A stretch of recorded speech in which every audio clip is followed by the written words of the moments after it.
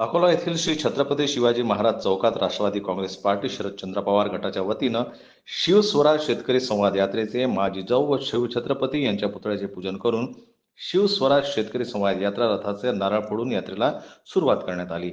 मात्र या शुभारंभाकडे शेतकऱ्यांनी चक्क पाठ फिरवल्यानं बोटावर मोजण्या इतके शेतकरी व कार्यकर्ते यावेळी उपस्थित होते।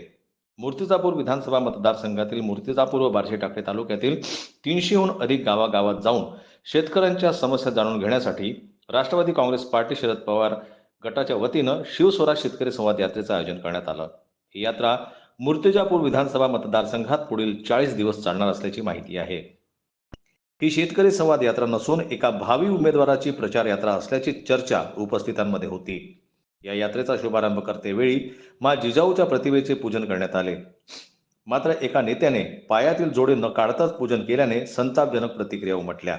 शेतकऱ्यांना सरसकट कर्जमुक्ती मिळावी, पिकवलेल्या शेतमालाला उत्पादक खर्चावर आधारित रास्त भाव मिळावा, आचारसंहितापूर्वी पीक विम्याचे पैसे शेतकऱ्यांच्या खात्यात जमा करावे, शेतकऱ्यांना संपूर्ण वीज बिल मुक्त करावे, सरसकट धान्य पुरवठा सुरू करावा, शेतकऱ्यांना लागत असलेली जीएसटी तात्काळ बंद करावी, घरकुल आवास योजनेचे रखडलेले पैसे तात्काळ जमा करावे, शेतकऱ्यांना शेतात जाण्या-येण्यासाठी पाणंद रस्त्याची व्यवस्था करावी, मूर्तिजापूर मतदारसंघातील रस्त्याची झालेली दयनीय अवस्थाही बादी सर्व कामे मागे लावावे, या मागण्या घेऊन ही प्रचार यात्रा पुढे जाणार असली तरी पदरात काहीच पडणार नसल्याचेही अनेकांनी बोलून दाखवले।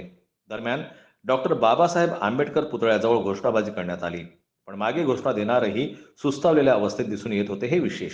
शिवस्वराज शेतकरी संवाद यात्रेची सुरुवात महाराष्ट्राचे आराध्य श्री छत्रपती शिवाजी महाराज, मा जिजाऊ व डॉक्टर बाबासाहेब आंबेडकर यांच्या पुतळ्याचे पूजन करून रथासमोर नारळ फोडून राष्ट्रवादी काँग्रेस पार्टीचे नेते ॲडव्होकेट भैयासाहेब तिडके यांच्या हस्ते करण्यात आली।